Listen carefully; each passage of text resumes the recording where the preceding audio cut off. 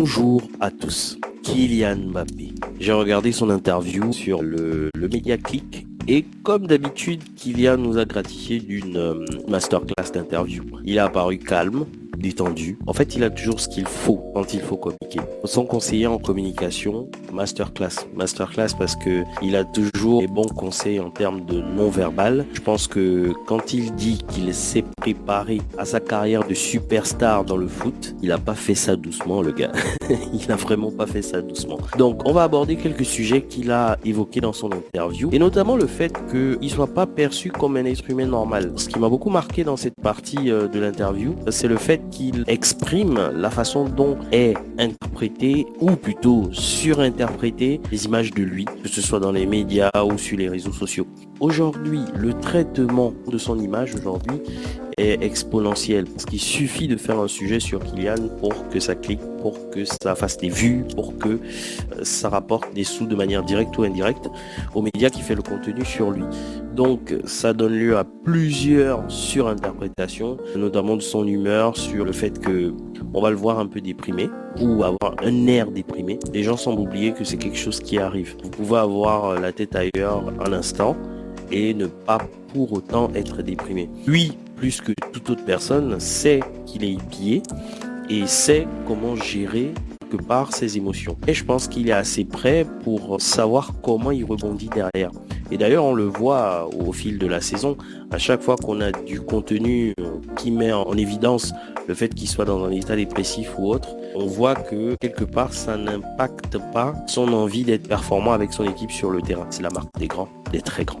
L'autre chose abordée par Kylian Mbappé, c'est le rythme à gérer aujourd'hui pour beaucoup de joueurs. Parce que dans la plupart des effectifs, on voit une avalanche de blessures. Plusieurs joueurs sont blessés. Et la raison pour laquelle ils sont blessés peut être mis en corrélation avec le rythme des compétitions et le nombre de compétitions qui ont augmenté. Avant, on avait des compétitions dont le format était raisonnable et ça permettait aux compétitions de clubs de s'emboîter avec des compétitions d'équipes nationales.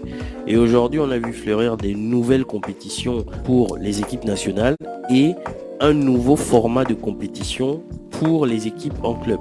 Donc, quand il y a ce genre de choses qui se produisent, bien entendu, on a une multiplication des recettes.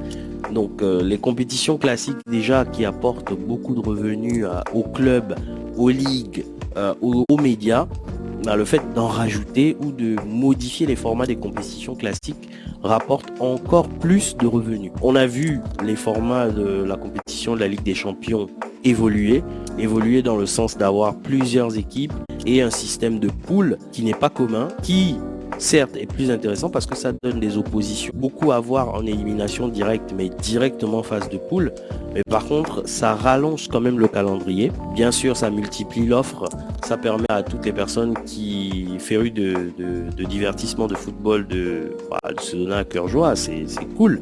Par contre ça a un gros impact sur les athlètes et le fait qu'il mentionne met en évidence le fait que lui aussi, malgré le fait qu'il soit une superstar, ça a quand même un coup sur lui parce qu'il s'apprête à faire plusieurs compétitions et le fait que les compétitions s'enchaînent en club, en équipe nationale, en club, en équipe nationale, en club, en équipe nationale, à un moment donné, il faut couper. Et avec le statut de superstar, tu peux pas couper, malheureusement. Tu peux pas couper ou tu coupes à ta manière. Et ce qui est bien, c'est qu'il trouve toujours des ressources pour trouver le moyen de couper, trouver le moyen d'avancer. Heureusement, il est assez épargné par les blessures Kylian Mbappé parce que c'est jusqu'à présent c'est un joueur qui s'est très peu blessé et c'est pas un hasard, c'est parce qu'il a quand même une hygiène de vie assez irréprochable. Ah, sacré Kylian et son esprit de compétition. Il nous a fait une sacrée piqûre dans son interview dans laquelle il explique qu'il ne vit pas à fond certains moments parce qu'il cherche à avoir la chose suivante. C'est quelque chose qui est commun aux athlètes de très haut niveau. Le fait d'attendre à chaque fois le coup suivant, c'est pour ne pas activer la satiété, le succès, de trophées. Parce que à un moment donné, s'il n'actionne pas le volet suivant, il risque de se contenter. Et il le sait très bien, se contenter au football, c'est la dernière chose à faire. Parce que comme ça va très vite, vous pouvez aller très vite sur le banc. Votre carrière peut très vite passer de « Ah, c'est bon » en fait, c'est vraiment pas bon. Et en plus, étant au Real Madrid, l'effet est décuplé. Parce que très vite, s'il n'y a pas de but, s'il y a un mauvais match, s'il y a un mauvais contrôle, s'il y a autre chose, tout de suite c'est surinterprété, tout de suite votre carrière est complètement foutue. Même pour lui, parce que la vitesse à laquelle ça va, c'est encore plus fou qu'au PSG. C'est encore plus fou. Il ne lâche pas l'affaire et il continue à avoir la prochaine échéance. Il continue à chercher la prochaine échéance. Il continue à chercher le prochain trophée.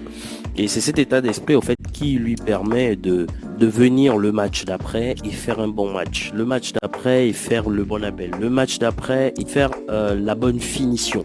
Donc, il n'arrête jamais. Et avec tout le contenu que j'ai vu de lui, donc qui n'était pas émis par lui, je me disais, waouh, il a l'air d'être embarqué dans une petite galère en ce moment pour son début de carrière au Real Madrid. Mais le fait qu'il donne ce genre de piqûre de rappel, ça, c'est un marqueur qui fait en sorte qu'à la fin, il va finir par s'imposer. Il y a une configuration à voir, c'est un nouveau cadre professionnel, c'est l'un des plus gros clubs du monde, pour ne pas dire le plus grand club du monde. Donc à un moment donné, il faut se mettre à niveau. Et je pense qu'il va se mettre à niveau parce qu'il a la bonne attitude. Après, dans son état d'esprit, est-ce qu'on va voir peut-être un Kylian plus méchant, avoir un état d'esprit assez proche de Michael Jordan? Michael Jordan, qu'est-ce qu'il faisait? Il faisait exprès parce que à force de faire des matchs en NBA, à force de faire de la compétition, des fois il avait besoin de se surstimuler pour garder le même degré de compétitivité et garder la même envie. Et qu'est-ce qu'il faisait? Il prétextait que ses adversaires sur le terrain avaient fait quelque chose qui le mettait en rogne. Et du coup, ça le mettait tout de suite dans un état d'esprit de revanche, ça le remettait tout de suite dans un état d'esprit de prouver qu'il est le meilleur. Et à chaque fois, ça finissait par des victoires et un titre en NBA. Donc, on peut faire le parallèle avec Kylian. Peut-être qu'il va avoir du changement sur son état d'esprit sur le terrain, de manière à ce qu'on puisse avoir un Kylian plus méchant, plus incisif.